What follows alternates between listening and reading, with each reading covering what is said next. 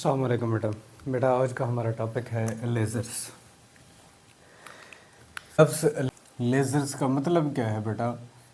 Light amplification, light amplification by stimulated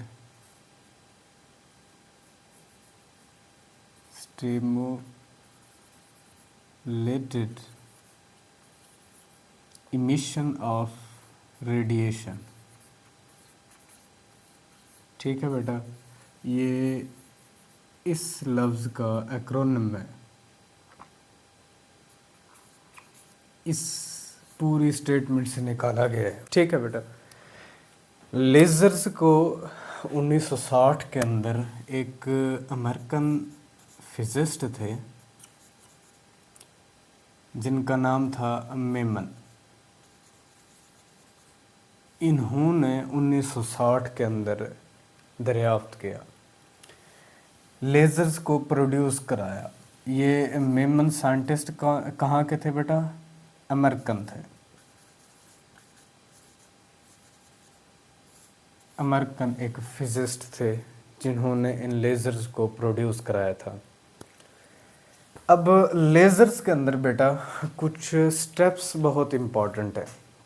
lasers की production के लिए सबसे पहली चीज़ है स्टिमुलेटेड एब्जॉर्प्शन। किसी भी एक HF एनर्जी के फोटॉन को जब एक एटम के ऊपर बम्बार्ड किया जाता है, एटम के ऊपर फॉल कराया जाता है, तब मामला क्या बनता है? उस एटम के इलेक्ट्रॉन्स जो अपने ग्राउंड स्टेट के अंदर मौजूद होते हैं, ये इस फोटॉन को एब्जॉर्ब करके अपनी एक्साइटेड स्टेट के अंदर चले जाते हैं।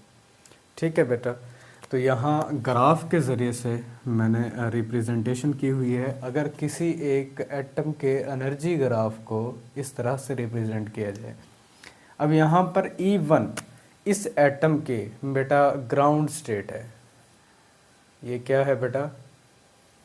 ग्राउंड स्टेट है इसकी, वो स्टेट जिस पर इलेक्ट्रॉन्स अपनी बिल्कुल नॉर्मल एनर्जी लेवल के अंदर मौजूद हैं। E2 को यहाँ पर अगर एक्साइटेड स्टेट कंसीडर कर लिया जाए, ये क्या है बेटा? Excited state. तो जैसे ही HF एनर्जी का फोटॉन आकर इस एटम के इलेक्ट्रॉन से टकराएगा तो ये अपनी ग्राउंड स्टेट को छोड़कर अपने एक्साइटेड स्टेट के अंदर चले जाएंगे, और यहाँ उसी ग्राफ को रिप्रेजेंट किया गया है। अब गौर कीजिएगा, दो एनर्जी शेल्स, दो स्टेट्स के दरमियान में एनर्जी का फ़र्क हमेशा डेल E से रिप्रेजेंट किया जाता है। तो ये स्टिमुलेटेड, या इसके लिए एक और लफ्ज़ भी बेटा इस्तेमाल किया जाता है इंड्यूस्ड एब्जॉर्प्शन का, कि एटम ख़ुद से तो किसी किस्म की एनर्जी एब्जॉर्ब नहीं कर रहा, हम खुद इंड्यूस्ड करा रहे हैं, ख़ुद अपनी तरफ से फोटॉन उसके ऊपर बम्बार्ड करा के उसको मजबूर कर रहे हैं कि वो एनर्जी को एब्जॉर्ब करे और अपनी एक्साइटेड स्टेट के अंदर आए। अब यहाँ ये होल एटम एक्साइटेड है। ठीक है बेटा, होल एटम इज़ एक्साइटेड। ये एटम की एक्साइटेड स्टेट है बेटा, कि उसके इलेक्ट्रॉन्स अपनी ग्राउंड स्टेट को छोड़कर अपनी किसी एक्साइटेड स्टेट के अंदर चले गए हैं। तो इस कैफियत के अंदर, इस हालत के अंदर अब ये एटम क्या होगा? एक्साइटेड होगा। तो लेज़र्स के लिए पहला मामला यही है कि जितने भी ग्राउंड स्टेट के अंदर इलेक्ट्रॉन्स मौजूद हैं, इनके ऊपर फोटॉन्स को बम्बार्ड करा के इन्हें इनकी लो एनर्जी स्टेट से हाई एनर्जी स्टेट के अंदर ठहराया जाए। तो ये पहला प्रोसेस है किसका? स्टिमुलेटेड या इंड्यूस्ड एब्जॉर्प्शन का, कि हमने खुद ही इन इलेक्ट्रॉन्स को एनर्जी प्रोवाइड करनी है और एटम को एक्साइट कराना है। इलेक्ट्रॉन अपने ग्राउंड स्टेट को छोड़कर अपनी एक्साइटेड स्टेट के अंदर चले जाएंगे। इसके बाद दूसरा प्रोसेस होता है स्पॉन्टेनियस इमिशन का। अब क्या होगा? अब जितना भी ये जितने एटम्स एक्साइट हो चुके थे, अब इन्होंने डी एक्साइट तो लाजमी होना है, इन्होंने अपनी ग्राउंड स्टेट के ऊपर तो वापस ज़रूर आना है इलेक्ट्रॉन्स ने। अब जब ये इलेक्ट्रॉन्स अपनी इस हाई एनर्जी स्टेट को छोड़ेंगे और फिर से अब ग्राउंड स्टेट को ही एक्वायर करेंगे, तो उस केस के अंदर बेटा ये एक्साइटेड स्टेट से अब अपनी ग्राउंड स्टेट के अंदर आएंगे। ये एटम एक्साइटेड स्टेट के अंदर यहाँ मौजूद था, ये वो स्टेट यहाँ पर आपको दिखाई गई है कि इलेक्ट्रॉन्स अपनी हाई एनर्जी स्टेट के अंदर मौजूद हैं। ठीक है बेटा, अब जैसे ही ये इलेक्ट्रॉन्स दोबारा से अपनी ग्राउंड स्टेट के ऊपर आएंगे, E1 क्या था, ग्राउंड स्टेट एनर्जी थी।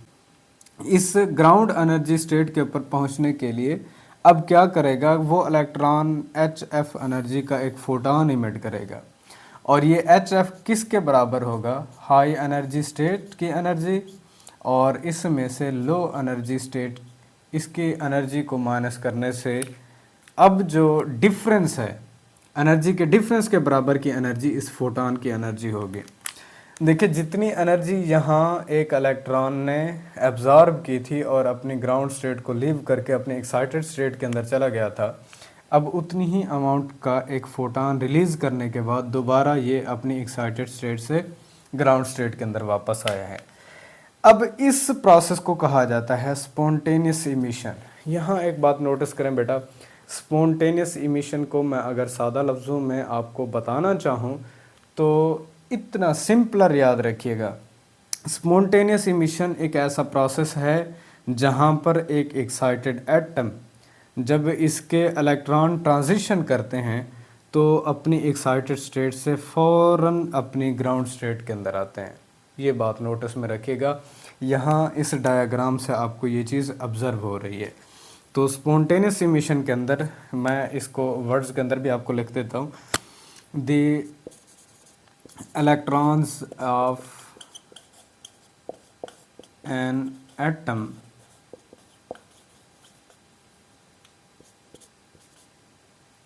make transition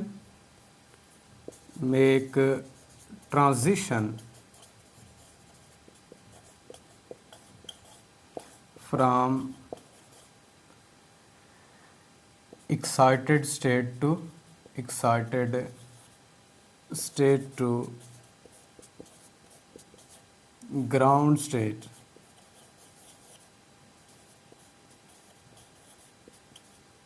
after the emission of a photon of energy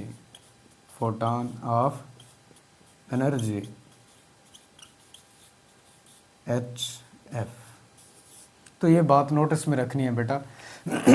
spontaneous emission के अंदर क्या होगा कि तमाम तर जितने भी इलेक्ट्रॉन्स अपनी एक्साइटेड स्टेट के अंदर मौजूद थे, अब वो फ़ौरन से अपनी ग्राउंड स्टेट के अंदर आएंगे और जितनी अमाउंट ऑफ एनर्जी एब्जॉर्ब करने के बाद एक्साइटेड स्टेट के अंदर चले गए, वो उतनी ही अमाउंट ऑफ एनर्जी क्या कर देंगे, ये रेडिएट कर देंगे, लीव कर देंगे, ये इमिट कर देंगे। तो ये बात आपने जहन में रखनी है। तीसरा प्रोसेस होता है स्टिमुलेटेड इमिशन का। अब ये इम्पॉर्टेंट बात है, कुछ ऐसे मटेरियल्स, कुछ ऐसे मीडियाज़, कुछ ऐसे एटम्स मौजूद होते हैं जिनके अंदर इलेक्ट्रॉन्स को जब एनर्जी प्रोवाइड की जाती है तो ये अपनी लो एनर्जी स्टेट को लीव करने के बाद अपनी एक्साइटेड एनर्जी स्टेट के अंदर जब चले जाते हैं, तो यहाँ से बजाय के दोबारा जब डी एक्साइट होंगे, मतलब अपनी इस एक्साइटेड स्टेट को लीव करने के बाद बराह रास्त अपनी ग्राउंड स्टेट के ऊपर नहीं आते, वो कहीं ना कहीं एक ऐसी दूसरी एक्साइटेड स्टेट के अंदर चले जाते हैं जहां पर अब इलेक्ट्रॉन ज़्यादा टाइम के लिए स्टेबल रहते हैं। अब मामला क्या बनता है, इधर से आने वाले फोटॉन जो इन्हें पहले भी एक्साइट करा रहे थे और इधर से हाई एनर्जी स्टेट को लीव करने के बाद अब भी एक एक्साइटेड स्टेट के अंदर इलेक्ट्रॉन्स मौजूद हैं, यहाँ से भी फोटॉन कुछ इमिट करेंगे और फिर ये आने वाले इन्हें फिर से एक्साइट करेंगे। तो जब ये इस एक्साइटेड स्टेट में से इस ग्राउंड स्टेट के अंदर आएंगे तो उस केस के अंदर हमेशा याद रखिएगा बेटा, a number of photons in phase होना शुरू हो जाते हैं।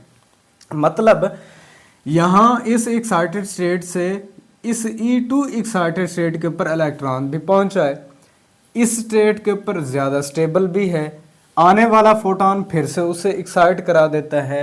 अब एक्साइटेशन के दौरान यहाँ इस E2 स्टेट के अंदर मौजूद जितने भी इलेक्ट्रॉन्स हैं, पहले ये खुद डी एक्साइट होंगे, डी एक्साइट होते हुए ये फोटॉन भी इमिट करेंगे, इधर से फोटॉन पहले भी आ रहे होंगे जो उन्हें एक्साइट करा रहे थे। तो ये सारे फोटॉन्स एक दूसरे के साथ इन फेज होना शुरू हो जाते हैं, मतलब एक ही जो फेज होता है इनका एक ही डायरेक्शन के अंदर मूव करना शुरू कर देते हैं। तो यूं अ नंबर ऑफ फोटॉन्स जो इन फेज हों ये मिल के एक यूनी डायरेक्शनल कोहेरेंट लाइट बनाना शुरू कर देते हैं जिसे लेजर्स कहा जाता है। तो स्टिमुलेटेड इमिशन और स्पॉन्टेनियस इमिशन के अंदर बेटा ये वाज़ेह फ़र्क है, आपने जहन में रखना है। स्पॉन्टेनियस इमिशन में क्या था कि एक्साइटेड स्टेट को जब भी लीव करते हैं फौरन से अपनी ग्राउंड स्टेट के ऊपर आते हैं और जितनी एनर्जी का फोटॉन एब्जॉर्ब किया था उतनी ही एनर्जी का फोटॉन इमिट कर देते हैं। लेकिन अगर स्टिमुलेटेड इमिशन के केस को देखा जाए तो यहाँ इलेक्ट्रॉन बराह रास्त अपनी ग्राउंड स्टेट के ऊपर नहीं आते हैं। इलेक्ट्रॉन अपनी एक एक्साइटेड स्टेट E3 में से अब भी एक एक्साइटेड स्टेट E2 के अंदर आते हैं और यहाँ ये मोर स्टेबल होते हैं। ठीक है बेटा, तो ये बात आपने नोटिस में रखनी है। जब तक के स्टिमुलेटेड इमिशन किसी भी मटेरियल के अंदर अचीव नहीं होगा, कभी भी लेजिंग एक्शन स्टार्ट ही नहीं हो सकता। तो लाजमी है कि एक ऐसा मटेरियल ढूंढा जाए, एक ऐसे एटम्स लिए जाएं जिनके अंदर स्टिमुलेटेड इमिशन को पॉसिबल किया जा सके। तो स्टिमुलेटेड इमिशन के अंदर हमेशा याद रखिएगा इलेक्ट्रॉन्स अपनी एक्साइटेड स्टेट के अंदर भी जाते हैं, लेकिन एक मिडल वन किसी दूसरी एक्साइटेड स्टेट के अंदर भी स्टेबल पाए जाते हैं। ये अनयूजुअल होता है, आमतौर पर नहीं होता, लेकिन कुछ ऐसे मटेरियल्स तैयार किए जाते हैं जिनके अंदर इस स्टेट को अचीव किया जाता है। तो एक्साइटेड स्टेट के अंदर बेटा MCQs आपसे पूछता है, एक इलेक्ट्रॉन जो है ये 10⁻⁻8 सेकंड के लिए यहाँ ठहरता है, रिजाइड करता है, 10⁻8 सेकंड के लिए यहाँ मौजूद रहता है। लेकिन जैसे ही E2 स्टेट के अंदर आता है तो इस E2 स्टेट के अंदर 10⁻³ सेकंड तक अब ये स्टेबल कन्फिग्रेशन के अंदर मौजूद रहता है। देखिए यहाँ लॉन्गर टाइम के लिए ये रहेगा। अब भी एक्साइटेड इलेक्ट्रॉन है, ये बिल्कुल भी नहीं है कि वो अपनी ग्राउंड स्टेट के ऊपर आ गया है, अब भी एक एक्साइटेड स्टेट के अंदर मौजूद है और आने वाले फोटॉन्स और इधर से एक्साइटेड इलेक्ट्रॉन जब डी एक्साइट करेगा तो ये सारे फोटॉन्स इन फेज हो जाते हैं और यूं कोहेरेंट, ठीक है बेटा, unidirectional beam of light हासिल होती है जिसे क्या कहा जाता है, लेज़र। ठीक है बेटा, तो ये बात आपने जहन में रखनी है। अब यहाँ पर इस स्टेट को जहाँ इलेक्ट्रॉन्स आकर ज़्यादा स्टेबल कन्फिग्रेशन हासिल करते हैं, होते अब भी एक्साइटेड है, ये स्टेट कहलाती है मेटास्टेबल स्टेट। मेटास्टेबल स्टेट इसको कहा जाता है। ठीक है बेटा, मेटास्टेबल स्टेट को बेटा डिफाइन ऐसे किया जाता है, a metastable state is an excited state in which excited electrons is unusually more stable, from which the electrons spontaneously fall to the lower state after relatively longer time। एक ऐसी state जिसके अंदर excited electrons unusually तौर पर ज़्यादा stable रहते हैं और ये इलेक्ट्रॉन्स स्पॉन्टेनियसली फॉल कर जाते हैं लो एनर्जी स्टेट के अंदर या ग्राउंड स्टेट एनर्जी के अंदर, जबकि इस स्टेट के अंदर ये तकरीबन कुछ ज़्यादा वक्त गुजारते हैं बजाय के उस एक्साइटेड स्टेट के। तो इस स्टेट को क्या कहा जाता है बेटा, मेटास्टेबल स्टेट कहा जाता है। तो एक ऐसा मटेरियल चुनना जिसके अंदर इस मेटास्टेबल स्टेट को अचीव करना आसान हो, तो ऐसे मटेरियल लेजिंग एक्शन के लिए फर्स्ट प्रेफरेंस के अंदर रखे जाते हैं। ये बात बेटा जहन में रखिएगा। तो मेटास्टेबल स्टेट में से जब भी अब ये इलेक्ट्रॉन डी एक्साइट होंगे तो स्पॉन्टेनियसली इधर से फोटॉन ये इमिट करेंगे और आने वाले फोटॉन ये सारे इन फेज होना शुरू हो जाएंगे और यूं लेजर्स प्रोड्यूस होना शुरू हो जाएंगे। अब कुछ डेफिनेशंस हैं इसके अंदर, वो डेफिनेशंस क्या हैं? पहली डेफिनेशन है आपकी नॉर्मल पॉपुलेशन की। नॉर्मल पॉपुलेशन क्या है? देखिए बेटा, एटम जब एक्साइट नहीं होते तो इसके इलेक्ट्रॉन्स अपनी ग्राउंड स्टेट के अंदर ज़्यादा से ज़्यादा मौजूद होते हैं बनिस्बत एक्साइटेड स्टेट के। तो ऐसी कन्फिग्रेशन एटम्स की ये कहलाती है नॉर्मल पॉपुलेशन। ठीक है, इसको डिफाइन कैसे करते हैं? If the number of atoms in the ground state are larger than the excited state then it is called as normal population. कि अगर किसी एक एटम के ग्राउंड स्टेट के अंदर पाए जाने वाले इलेक्ट्रॉन्स की तादाद उसके एक्साइटेड स्टेट्स के अंदर पाए जाने वाले इलेक्ट्रॉन्स की तादाद से ज़्यादा है, मतलब ग्राउंड स्टेट के अंदर ज़्यादा इलेक्ट्रॉन्स मौजूद हैं जबकि एक्साइटेड स्टेट के अंदर थोड़े इलेक्ट्रॉन्स अगर मौजूद हों, तो इस प्रोसेस को क्या कहा जाता है बेटा? नॉर्मल पॉपुलेशन कहा जाता है। जबकि पॉपुलेशन इन्वर्जन क्या है? If number of atoms in excited state are larger than the ground state it is called as population inversion. अगर किसी एक एटम के इलेक्ट्रॉन्स उसके एक्साइटेड स्टेट के अंदर ज़्यादा हों जबकि ग्राउंड स्टेट के अंदर इलेक्ट्रॉन्स की तादाद कम हो, तो ये क्या कहलाता है? Population inversion. तो एक लेजिंग एक्शन के लिए सबसे पहला स्टेप हमने यही देखा कि तमाम तर इलेक्ट्रॉन्स को या जितने मैक्सिमम ऑफ द इलेक्ट्रॉन्स को उनकी ग्राउंड स्टेट से लेकर हमने एक एक्साइटेड स्टेट के ऊपर ठहराना होता है। तो इसीलिए पॉपुलेशन इन्वर्जन हासिल करना पहला स्टेप है कि किसी भी एक एटम को एक्साइट कराना है, हमने उसके इलेक्ट्रॉन्स को उसकी ग्राउंड स्टेट से उसकी एक्साइटेड स्टेट के अंदर ज़्यादा से ज़्यादा मौजूद होने चाहिए इलेक्ट्रॉन्स। तो ये पहला काम होता है। अब पॉपुलेशन इन्वर्जन बेटा हासिल कैसे होती है? पंपिंग से। किससे बेटा? एक पंपिंग प्रोसेस होता है। मतलब कहने का क्या है? सोर्स ऑफ एनर्जी से। सोर्स ऑफ एनर्जी ये इस्तेमाल किया जाता है to pump up the electrons. Pump up electrons कहाँ से कहाँ? From ground state to excited state. ठीक है बेटा, कि इलेक्ट्रॉन्स को ग्राउंड स्टेट से एक्साइटेड स्टेट के अंदर पंप किया जाए और इसके लिए एनर्जी सोर्स इस्तेमाल किए जाते हैं। अमूमी तौर पर लेज़र्स की प्रोडक्शन के अंदर हमेशा बेटा याद रखिएगा एनर्जी सोर्स लेज़र्स को ही इस्तेमाल किया जाता है, लेज़र्स। और एक और बात भी बेटा नोटिस कीजिएगा, ये ज़रूरी नहीं है कि एनर्जी सोर्स यही हो। आसान होता है कि आप जो लेज़र्स प्रोड्यूस हो रही होती हैं उसका कुछ पोर्शन, कुछ हिस्सा आप दोबारा से पंपिंग के लिए इस्तेमाल कर लें। मतलब जो मटेरियल, जो एटम्स लिए जा रहे हैं उनको एक्साइट कराने के लिए इन्हीं ही लेज़र्स को इस्तेमाल किया जाता है। तो पॉपुलेशन इन्वर्जन हमेशा पंपिंग प्रोसेस से हासिल होता है और किसी एक एनर्जी सोर्स जैसा कि लेज़र्स हैं इनको इस्तेमाल करा के एटम्स को एक्साइट कराया जाता है। इसके इलेक्ट्रॉन्स को इनकी ग्राउंड स्टेट से उठाकर इनकी एक्साइटेड स्टेट के अंदर ठहराया जाता है ताकि ज़्यादा से ज़्यादा इलेक्ट्रॉन्स वहाँ एक्साइटेड स्टेट के अंदर मौजूद होंगे। जब ये दोबारा से मेटास्टेबल स्टेट के अंदर आएंगे तो स्टिमुलेटेड इमिशन वहाँ से प्रोड्यूस कराई जा सकती है। तो पॉपुलेशन इन्वर्जन यूँ हासिल किया जाता है। इसके बाद आता है स्टिमुलेटेड इमिशन का।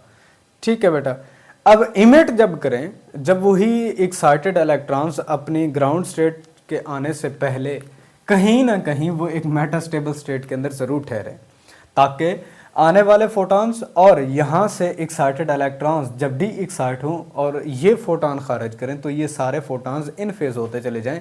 उनके लिए लाजमी है कि स्टिमुलेटेड इमिशन हो, स्पॉन्टेनियस इमिशन नहीं होनी चाहिए। देखिए बेटा, मैं यहाँ पहले आपको ये कह चुका हूँ लेजिंग एक्शन के लिए कुछ स्टेप्स इंपॉर्टेंट हैं। वो कौन से? कि स्पॉन्टेनियस इमिशन के अंदर बराह रास्त जो भी एक्साइटेड स्टेट के अंदर इलेक्ट्रॉन्स मौजूद हैं अगर वो ग्राउंड स्टेट के अंदर आ जाएं और फोटॉन्स इमिट कर दें तो जितने भी फोटॉन्स इमिट हो रहे होते हैं वो यूनी डायरेक्शनल नहीं होते, इन फेज नहीं होते। उनका मुख्तलिफ डायरेक्शंस हो जाने की वजह से एक intense beam, monochromatic beam produce कराना नामुमकिन हो जाता है। तो इसीलिए लाजमी है अगर हमने लेजर्स प्रोड्यूस करानी है तो स्टिमुलेटेड इमिशन हो। मतलब एक्साइटेड स्टेट के अंदर जो इलेक्ट्रॉन्स मौजूद हैं, ये इलेक्ट्रॉन्स किसी एक मेटास्टेबल स्टेट के अंदर लाजमी तौर पर आए, जहाँ ये ज़्यादा वक्त के लिए स्टेबल रहते हैं, और जब दोबारा से डी एक्साइट होते हैं तो आने वाले फोटॉन्स के साथ ये फोटॉन्स भी इन फेज हो जाते हैं, और यूं मोनोक्रोमेटिक, यूनिडायरेक्शनल और एक इंटेंस बीम पैदा हो जाती है लाइट की, जिसे लेजर्स का नाम दिया जाता है। ठीक है बेटा, तो स्टिमुलेटेड इमिशन है क्या, इसको डिफाइन कैसे करते हैं? The atoms in metastable state are bombarded by the photons of energy Hf is equal to E2 minus E1, जो पहले ही हम डिस्कस कर चुके हैं कि हमेशा फोटोन जो इमिट होता है ये दो एनर्जी शेल्स या दो स्टेट्स के दरमियान में एनर्जी के डिफरेंस के बराबर होता है। अब मेटास्टेबल स्टेट को यहाँ E2 से जाहिर किया हुआ है और ग्राउंड स्टेट एनर्जी यहाँ पर E1 है, तो इनके दरमियान में जो डिफरेंस है ये इसीलिए लिखा गया है। अब जो फोटोन इमिट होगा वो इस एनर्जी डिफरेंस के बराबर का होगा। ठीक है बेटा, this results into the induced और stimulated emission giving the intense coherent and unidirectional beam of a light. तो लाजमी है स्टिमुलेटेड इमिशन करे, अगर स्टिमुलेटेड इमिशन नहीं करता, स्पॉन्टेनियस इमिशन नहीं करता, तो लेजर्स को हासिल करना नामुमकिन है। इसके बाद एसेंशियल मीडिया कुछ ये हमने शॉर्ट क्वेश्चन के तौर पर भी देखना है। एसेंशियल मीडिया है क्या, लेजर्स को प्रोड्यूस कराने के लिए हमें ज़रूरी चीज़ें क्या ज़रूरत होती हैं? पहला है एक्टिव मीडिया, मतलब एक जो मीडिया इस्तेमाल किया जा रहा है वो क्या कुछ होना चाहिए बेटा। हमेशा याद रखिएगा बेटा, लेजर्स को प्रोड्यूस कराने के लिए सॉलिड्स भी इस्तेमाल किए जाते हैं, ठीक है, लिक्विड्स भी इस्तेमाल किए जाते हैं और गैसेस भी इस्तेमाल की जाती हैं। मोस्ट प्रेफर किया जाता है गैसेस को, क्योंकि इसके अंदर एटम्स जितने भी होते हैं ये इंडिपेंडेंट होते हैं, अलग थलग होते हैं। ये ज़रूरी नहीं है कि गैसेस से ही ये लेजर्स पैदा की जा सकती हैं, लिक्विड्स भी लेजर्स की प्रोडक्शन के लिए इस्तेमाल किए जा सकते हैं और सॉलिड्स भी लेजर्स के प्रोडक्शन के लिए इस्तेमाल किए जा सकते हैं। लेकिन एक बात को नोटिस कीजिएगा बेटा, एक्टिव मीडिया से मुराद क्या है? चाहे आप गैसेस ले लें, चाहे आप लिक्विड्स ले लें, चाहे आप सॉलिड्स ले लें, लेकिन इसके लिए जहन में रखिएगा वो मटेरियल, वो गैस हमने सेलेक्ट करनी है, वो लिक्विड हमने सेलेक्ट करना है, वो सॉलिड हमने सेलेक्ट करना है जिसके अंदर मेटास्टेबल स्टेट ज़रूर अचीव हो। ठीक है, ऐसे सॉलिड को प्रेफरेंस नहीं दी जाएगी जिसके अंदर मेटास्टेबल स्टेट अचीव ना हो। ऐसे लिक्विड को कभी भी प्रेफरेंस नहीं दी जाएगी जिसके अंदर मेटास्टेबल स्टेट अचीव ना हो।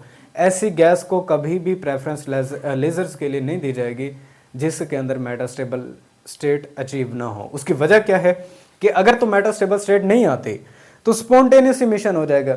स्पॉन्टेनियस इमिशन से कभी भी unidirectional intense beam of light नहीं बनाई जा सकती। मेटास्टेबल स्टेट होगी तब जाकर स्टिमुलेटेड इमिशन होती है, स्टिमुलेटेड इमिशन होगी तब जाकर unidirectional intense beam of light produce की जाती है जिसे लेजर कहा जाता है। ठीक है बेटा, ये बात समझ आ गई। तो पहला जो चीज़ हमने अंडरस्टैंड करनी थी, एसेंशियल मीडिया में एक्टिव मीडियम होना लाजमी है। हमने वो गैस सेलेक्ट करनी है, वो लिक्विड सेलेक्ट करना होता है, वो सॉलिड सेलेक्ट करना होता है जिसके अंदर लाजमी तौर पर मेटास्टेबल स्टेट को अचीव करना आसान हो, पहली बात। दूसरी चीज़, पंपिंग, सोर्स ऑफ एनर्जी लाजमी चाहिए कि हमें पंप चाहिए। सोर्स ऑफ एनर्जी होगा तब हम एटम्स के इलेक्ट्रॉन्स को ग्राउंड स्टेट से उनकी एक्साइटेड स्टेट के अंदर लेके जा सकते हैं। हम वहाँ पॉपुलेशन इन्वर्जन अचीव करेंगे और इसके बाद ही स्टिमुलेटेड इमिशन हो सकती है। तो इसीलिए एक जो सोर्स ऑफ एनर्जी है, काफ़ी सारे इस्तेमाल किए जाते हैं लेकिन लेज़र्स को ज़्यादा प्रेफरेंस दी जाती है। किसको बेटा? लेज़र जो यहाँ प्रोड्यूस हो रही होती है उसी को ही पंपिंग प्रोसेस के अंदर इस्तेमाल करा दिया जाता है। आखिरी तीसरी चीज़ होती है रेजोनेंट कैविटी। रेजोनेंट कैविटी के अंदर नंबर ऑफ हाईली रिफ्लेक्टिंग